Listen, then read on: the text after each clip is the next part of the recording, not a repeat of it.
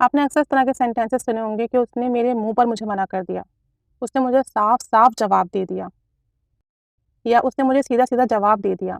जब ऐसी कोई बात हो कि किसी शख्स ने आपको डायरेक्टली आंसर कर दिया बगैर किसी लिहाज के, बगैर किसी कर्टेसी के, बगैर किसी अखलाक के, आपके साफ साफ आपके मुंह पर मना कर दिया हो, उसके लिए आप वर्ड यूज़ करते हो आउट राइटली, यानी स्ट्रेट फॉरवर्ड अगले बंदे ने आपको जवाब दे दिया।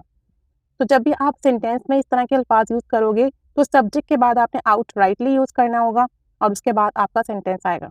जैसे मैं कहूँ, उसने मुझे साफ इनकार कर दिया, तो आप कहोगे शी आउट राइटली रिफ्यूज्ड मी।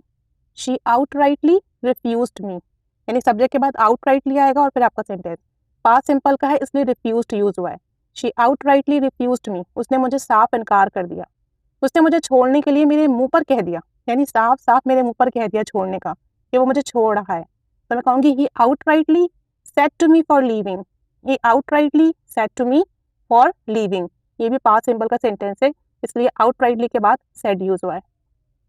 हमने उन्हें साफ साफ कह दिया कि हमें कोई दिलचस्पी नहीं है, यानी हमने उन्हें बगैर लिहाज रखे बोल दिया कि हमें कोई इंटरेस्ट नहीं है। तो हम कहेंगे we outrightly told them, we outrightly told them that we are not interested, that we are not interested.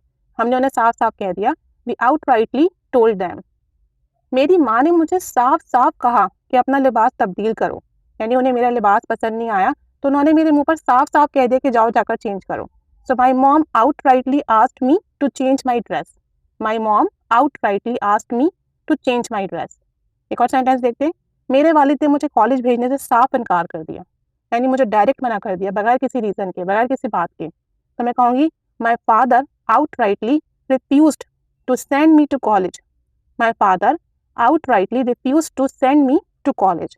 मेरे वालिद ने मुझे साफ साफ इनकार कर दिया कॉलेज भेजने से। तो जब ऐसी कोई बात हो कि आपने किसी को डायरेक्ट मना कर देना हो, मुंह पर साफ साफ, बगैर किसी लिहाज के, बगैर किसी अखलाक के, कर्टेसी के, तब आप वर्ड आउट राइटली यूज़ करोगे, वो भी सब्जेक्ट के बाद, और उसके बाद आपका सेंटेंस आएगा। मोस्टली हम पास्ट सिंपल का सेंटेंस यूज़ करते हैं।